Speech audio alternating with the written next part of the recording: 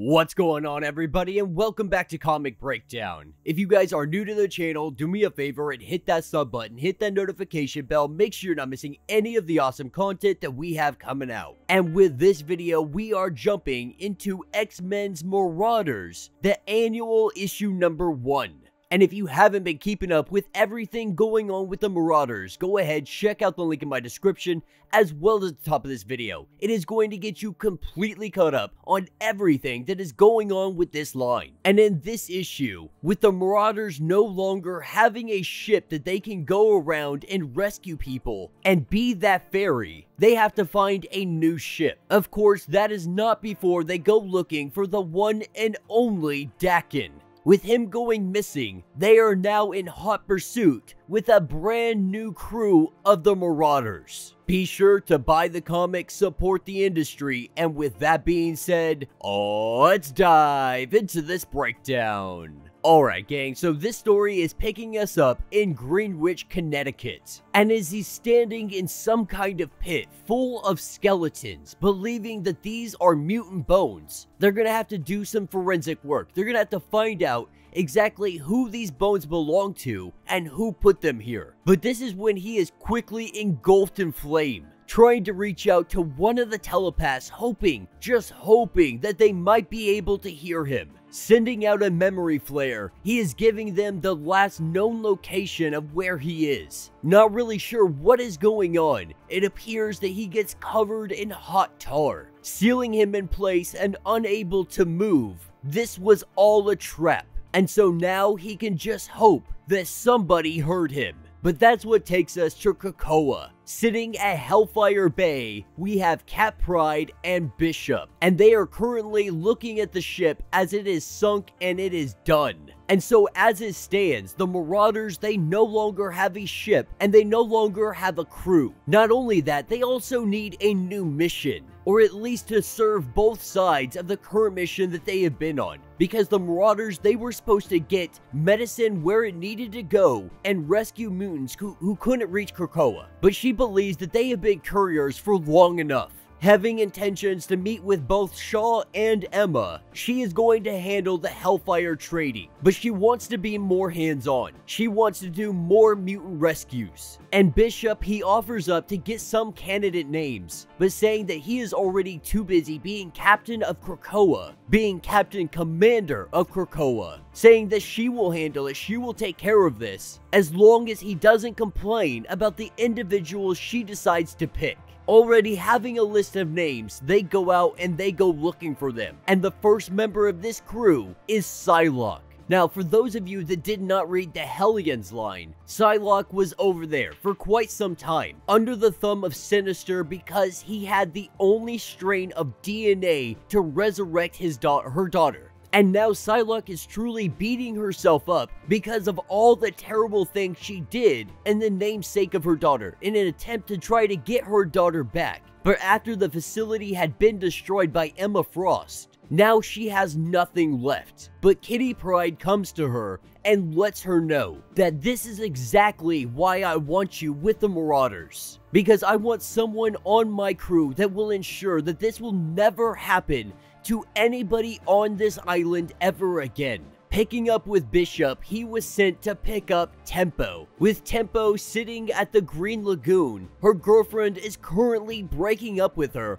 We see Tempo speed up time just a little bit, kind of fast forward through the entire argument and conversation. With her girlfriend quickly ex-girlfriend quickly realizing this, she is saved just in the nick of time because Bishop shows up to say that he has a job for her. Because at first she had told Kate Pryde maybe, and Bishop is letting her know that Marauders, we don't do maybe. It is either a yes or a no. So you make your decision and you make it right now. Now they go to pick up Daken, both Psylocke and Kitty, but they quickly learn that he is not here. Psylocke picking up some kind of weird feeling, not really understanding what's happening. But what they do know is that he is missing. And if he is missing, he is going to be the first mission for the Marauders. With Bishop and Tempo headed off to get Aurora. And then picking up the last member of their crew is Somnus. Really still getting used to new Krakoan life.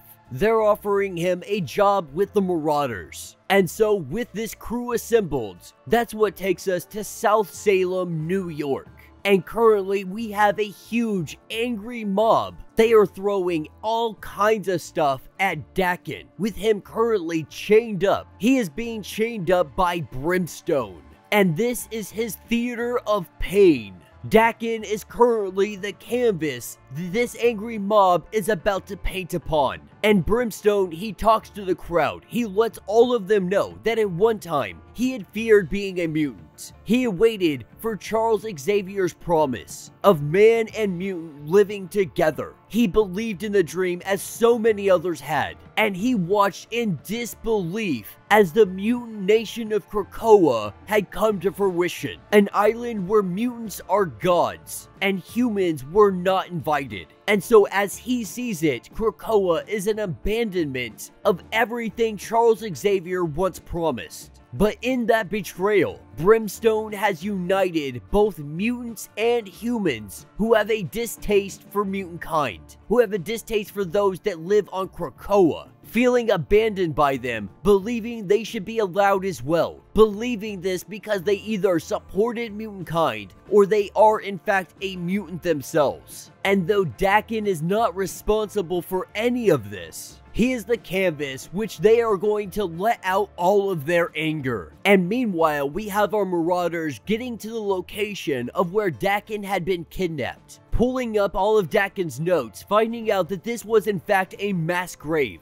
Someone filled it quickly and in a hurry, and with tempo going ahead and tugging the area back a few hours. Psylocke recognizes that it's working. The psychic residue is getting clearer and clearer for her. Being able to figure out exactly what happened here, they head out to go rescue Daken, and currently he is getting used and abused, with them taking all of their anger one cut at a time. We see Carver come up, being a mutant himself. He has no kindness for him, making his cut and asking who is next. Brimstone talking to his crowd, letting them know that Krakoa turned their backs on all of us. Xavier's dream of coexisting is everything that we ever wanted. And when that island had been erected, it was like a slap in the face to everybody that is standing here. And all of that turned into anger. And with Brimstone making his cut, as all of the others began to line up and get ready to let their anger out on Daken, this is where we see the Marauders. They come descending down from the sky,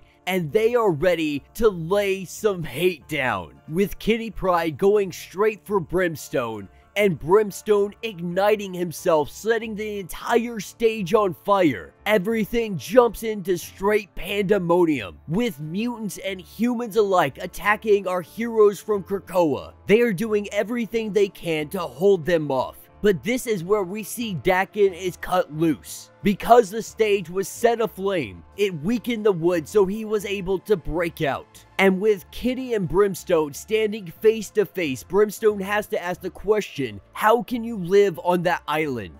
A nation of self-proclaimed gods. A society of mutant supremacy. But before they can even finish this conversation, Daken comes flying in and he cuts the horn straight off of Brimstone, letting them know that they cannot silence him. Throwing his fist down into the ground, we see it start to crack, because what he is doing is bringing down this whole neighborhood, trying to save as many people as possible. We see a giant crater created in the earth. And they let everybody know that Brimstone would have easily let every single one of you die. But lucky for you, we have a ship and we have a safe haven that you can go to. And so, saving everyone's life, this is where we end up at Hellfire Bay. And they have a brand new ship. A ship that they stole from Emma Frost. Once upon a time, it was called the Mercury, but now it is known as the Marauder. And this is the new crew. Psylocke, Bishop, Daken, Kate Pryde, Aurora, Tempo, and Somnus. And as everyone celebrates, this is where Kate Pryde, she goes to talk to Shaw and Emma. And they are all in agreement. Bishop and her are gonna stay on. They're gonna do day-to-day with a proxy. Someone who knows the job inside and out. Who is past due to step up. That somebody, of course, is being Christian Frost. Now Shaw, he of course isn't too happy about this idea, but he is the very obvious pick for this. And Emma Frost lets Kitty know that she is fully in agreement of letting her pick her crew and do whatever she wants when it comes to the Marauders. But that brings them to their next thing, a Mysterium puzzle box. A puzzle box that is 2 billion years old, and it is locked from the inside, having Kate Pryde's name on it in the language of mutants. And as soon as she touches this box, we see the box open up, and it has a map of what appears to be Krakoa, saying the first blood spilled. And so it appears that the Marauders' new mission with her new team is going to be a mystery. And that is where this issue will end. So let me know what all of you think down in the comments. I think this is going to be a very interesting team to see put together, and honestly working out in the operations and seeing what they can come up with, what their combined powers can actually do. But what's even more interesting is the Mysterium puzzle box. Supposedly it is 2 billion years old, but it is an element that mutant kind had just found out about. So if it is in fact Mysterium, how is it 2 billion years old? How does it have the writing of mutant kind on it? And why does it have Kate Pryde's name inscribed onto the box? And obviously, it was meant for a time like right now to be picked up and solved. But it's going to be very interesting to see how this story plays out and where it's going to go. With the Marauders line picking back up in April, it's going to be a whole lot of fun with our brand new Marauders team and their brand new Marauders ship. But let me know your thoughts, let me know your theories. If you have not yet, please do me a favor, hit that sub button, hit that notification bell, make sure you're not missing any of the awesome content that we have coming out, and until the next breakdown.